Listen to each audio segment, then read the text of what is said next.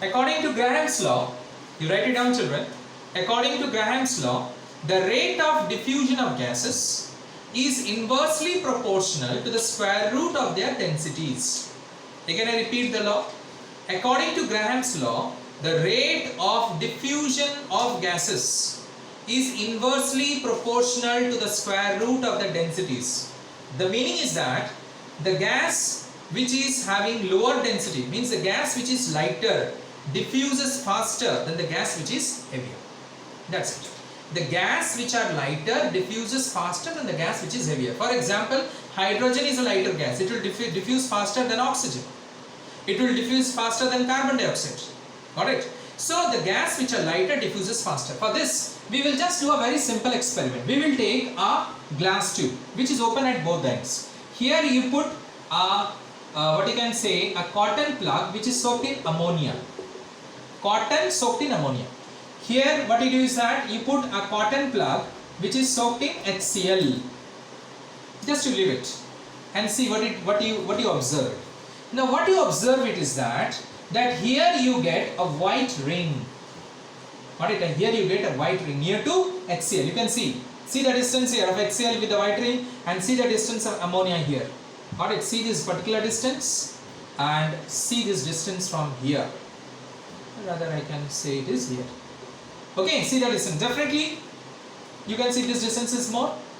Okay. So what I said, you will get a white ring. This is a white ring, you will be getting it after some time. Why? Because ammonia, when it reacts with HCl, it forms ammonium chloride, NH4Cl, which is a white sublimable solid. You know that, white sublimable solid. So as soon as ammonia comes in contact, see, ammonia will go in this direction, HCl will come in this direction.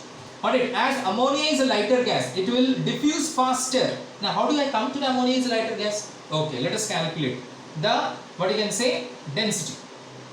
Now let us calculate the molecular weight first. Nitrogen atomic weight is 14, hydrogen is 3, 14 plus 3 is 17. So molecular weight we got it as 17.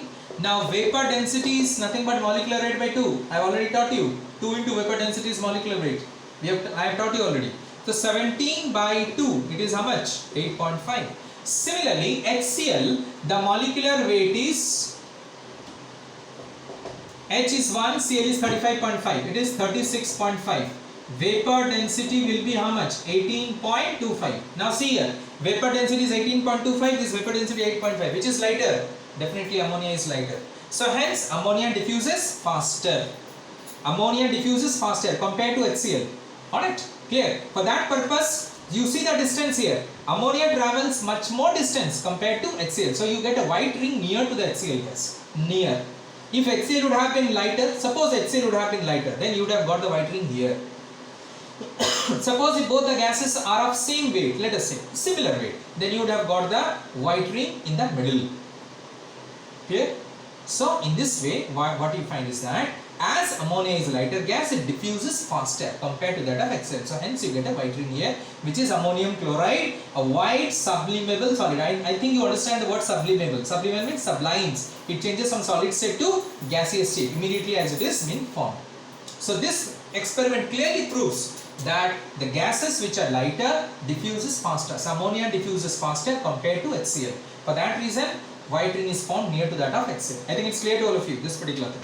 So, based upon this experiment, a very simple experiment, I have explained you the Graham's law of diffusion, which says that lighter gases diffuses faster compared to the heavier gases. So what I said the definition to you, once again let me repeat. The rate of diffusion, that is R. The rate of diffusion of gases is inversely proportional to the square root of density, that is D. So here we are having two gases. R1 is equal to inversely proportional to root D1. Another gas R2 is inversely proportional to root D2. Now R1 by R2. Now to remove the proportional sign, we have to take a constant. R1 is equal to K into 1 by root D1. And here R2 is equal to K into 1 by root D2. What does K stands for here? K is proportionality constant. K is proportionality constant. To remove the proportional sign, we have used a constant, that is K. Now R1 by R2 divided. What it will be? K by root D1 by K by root d2. K constants. What will I get? Root over of d2 by d1. Here d means what? Vapor density. d2 and d1 are the vapor density of two gases. Alright, let us say this is ammonia, this is HCl. Rate of diffusion of ammonia, rate of diffusion of HCl. So you get it density of HCl by density of ammonia. Got it? Now, how will you convert density into molecular weight? You multiply 2 into it. 2 into d2 by 2 into d1. Just now I said you that 2 into vapor density is molecular weight. So hence you get it m2 by m1. Alright, so R1 by R2 is equal to root over of M2 by M1. So any of the molecular weight you can calculate. Suppose you know R1, you know R2. Alright, rate will be given to you. M2 you know, M1 you don't know. You can calculate molecular weight. Or M1 you know, M2 you don't know. You can calculate. In this way, when three things are known to you, you can calculate. Or density you know, you can calculate.